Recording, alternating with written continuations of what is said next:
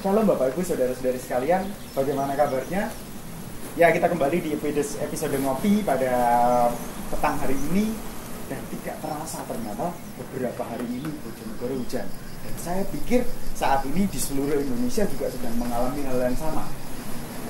Kita akan merenungi bagaimana kehidupan kita pada saat ini ternyata bisa menjadi sesuatu yang pelik.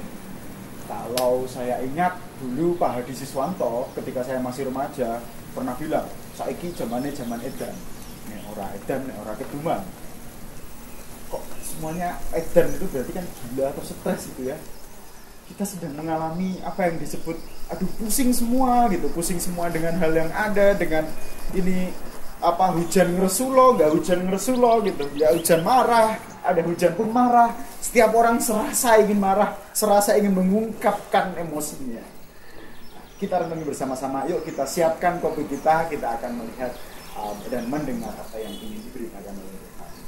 Kita akan bersama-sama menyanyikan lagu NKB 204.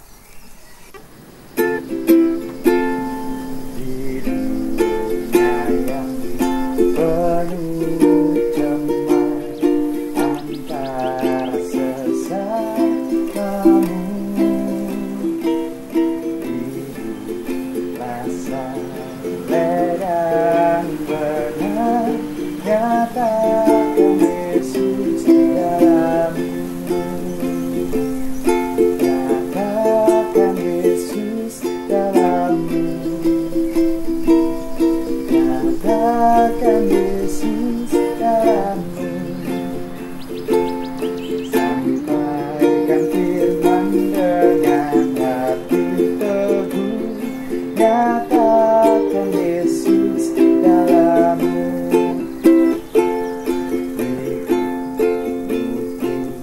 Tak terbuka dibaca sesamamu.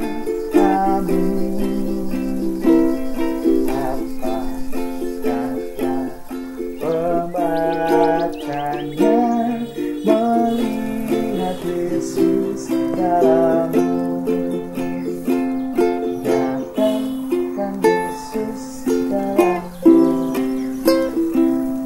nyatakan Yesus dalammu. Sampaikan firman dengan hati tulus, nyatakan Yesus dalammu. Mari kita siapkan hati kita akan mempersiapkan diri kita untuk berdoa kepada Tuhan sebelum kita memasuki ngopi pada petang hari ini. Mari kita berdoa. Puji syukur Tuhan, terima kasih di tengah kesulitan kami, di tengah kondisi kami yang terus bergumul, Engkau selalu menyertai kami. Dan saat ini kami ingin bersantai dan mendengarkan bisikan firman-Mu. Bukakan telinga kami, bukakan hati kami, dan bukakan pikiran kami. Biarkanlah firman ini merasuk dan hidup dalam diri kami. Di dalam nama-Mu kami telah berdoa. Amin. Pandemi ini membawa kita kembali kepada rindu. Jejak langkah yang dulu bersama sahabat kini menjadi soliter, tak berirama. Sentuhan hangat yang dulunya melekat erat kini hilang dan menjadi usang. Perlahan rasa ini terasa semakin berat. Tak apa kawan, dirimu tak sendiri. Masalah psikologis memang menjadi masalah rutin tiap kali terjadi wabah penyakit menular. Harus isolasi, jauh dari teman, kesepian, bosan, dan perasaan mengganggu lainnya. Tidak hanya terjadi saat wabah COVID-19 ini, wabah sebelumnya seperti SARS, MERS, dan Ebola juga menimbulkan masalah yang sama. Aturan PSBB membatasi banyak aktivitas kita di berbagai sektor dan memicu masalah lain seperti ekonomi, pendidikan, maupun kesehatan fisik dan psikologis. Pandemi bikin stres. Gak boleh keluar rumah, usaha jadi ngos-ngosan, takut dengan penyakit. Tapi Bapak Ibu, saudara-saudari sekalian, apakah kita jamin ada atau enggak pandemi kita enggak stres? Setahu saya sebelum pandemi atau bahkan setelah pandemi kita juga masih stres aja, gak ngefek, sama aja. Nah ternyata stres itu adalah suatu reaksi tubuh yang spesifik terhadap suatu tantangan. Jadi bisa dibilang stres itu adalah respon terhadap konflik, respon terhadap pertemuan. Dan menurut ilmu psikologi sebenarnya stres itu ada dua macam. Yang pertama adalah distress. Apa itu distress? Distress itu adalah stres yang negatif. Contoh, putus cinta, ya, kehilangan atau kedukaan yang membuat sedih yang berkepanjangan. Nah lalu juga ada eustress. Eustress itu apa? Eustress itu stres yang positif. Stres ketika jatuh cinta, stres ketika jadi seorang ayah yang baru, atau seorang jadi kakek. Ya, jadi stres yang terlalu bahagia. Pernah ngerasain kan pasti? Habis ditembak buat anak-anak muda itu sampai gak bisa tidur mikirin hal itu. Atau ketika tahu bahwa istrinya mau melahirkan besok, wah, seorang ayah yang baru sampai tidak bisa tidur tuh kepikiran selalu. Nah, itu yang disebut eustress. Jadi, mau stres itu mau hal yang baik, mau hal yang buruk, ternyata bisa menimbulkan stres. Oleh karena itu, ketika kita bilang, kita ini pandemi, hal sedang buruk, banyak yang terjadi, kita stres. Halo, bahkan sebelum bumi ini dibentuk, maksud saya sebelum ada segala kejadian ini, kita sudah mengalami stres. Kita sudah mengalami beban pikiran dalam hidup kita. Nah, Bapak Ibu, saudara-saudari sekalian, ayo kita baca ayat kita bersama-sama dari Matius 11 ayat 28 sampai 29 yang berbunyi demikian. Marilah kepadaku semua yang letih lesu dan berbeban berat, aku akan memberi kelegaan padamu. Pikulah kuk yang kupasang dan belajarlah padaku, karena aku lemah lembut dan rendah hati, dan jiwamu akan mendapat ketenangan. Nah, Bapak Ibu saudara-saudari sekalian, kita sering mendapatkan ayat jadilah terang, jadilah garam. Kita diajak untuk menjadi sesuatu yang berbeda di dalam dunia. Oleh karena itu secara nyata Tuhan sendiri berkata, kita diajak untuk bersinggungan dengan lingkungan sosial kita dan bertemu. Karena kita bertemu, ku atau beban adalah hal yang pasti.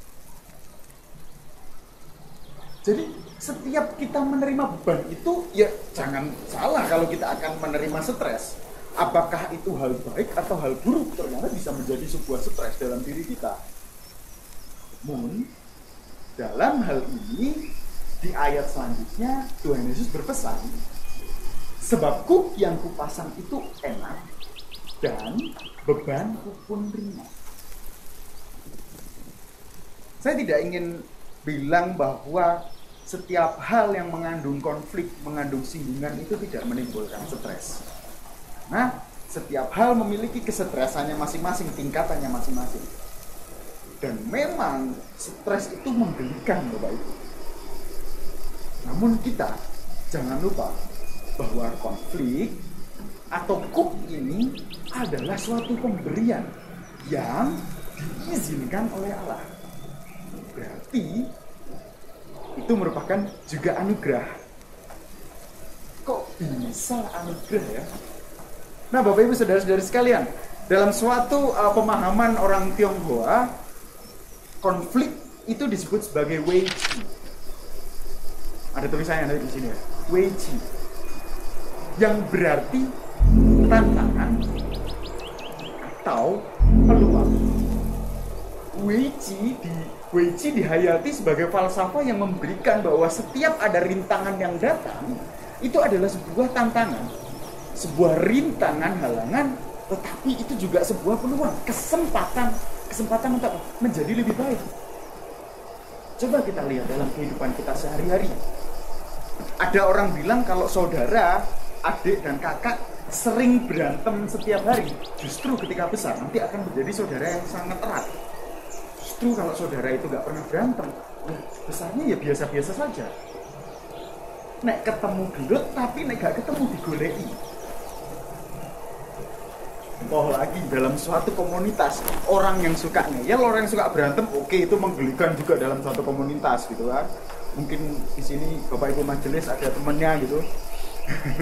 Nah, tetapi orang itu yang dihafal. Dan kalau suatu saat tidak datang rapat ya kayak aduh, ada merasa kehilangan. Dan Bapak Ibu yang guru pasti yang paling dihafal di dalam kelasnya adalah murid yang paling nakal atau ngeyel lah. Nah, jika kita telik lebih lanjut, ternyata dunia ini menjadi lebih baik karena konflik. Dunia ini menjadi baik karena singgungan, entah itu baik atau singgungan yang buruk. Oleh karena itu, Bapak Ibu, sudahkah kita siap membawa ku kita dan berserah penuh kepadanya? Jangan takut stres. Nyanyian Gedung Baru 137. Adakah berat beban hidupmu? Sampaikanlah kepada Tuhanmu. Tunda dan gelisah hatimu, sampaikan tanpa jemu. Sampaikanlah kepada Tuhanmu.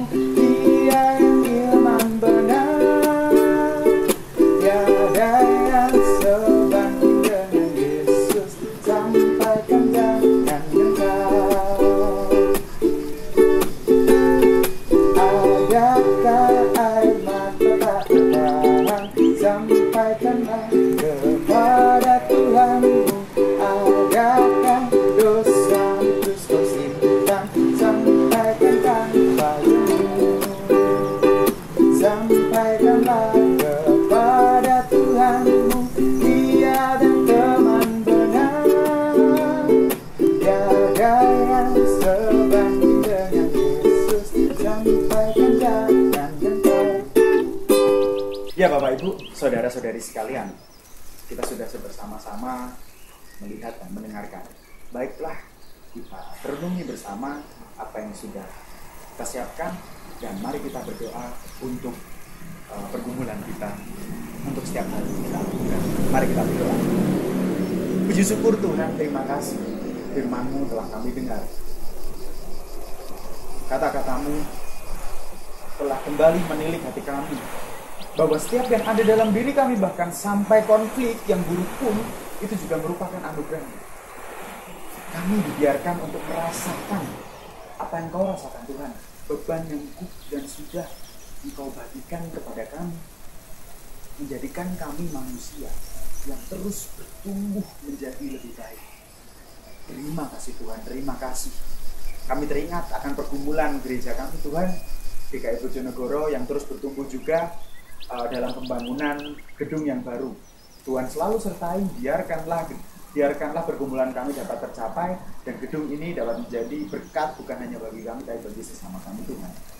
Begitu juga tentang bangsa ini Tuhan yang terus bertumbuh Tuhan. Kami sadar demo di mana-mana, konflik di mana-mana, stres di mana-mana, tapi itu adalah jalan menuju lebih baik. Karena Engkau yang mengizinkan semua itu ada dan terjadi.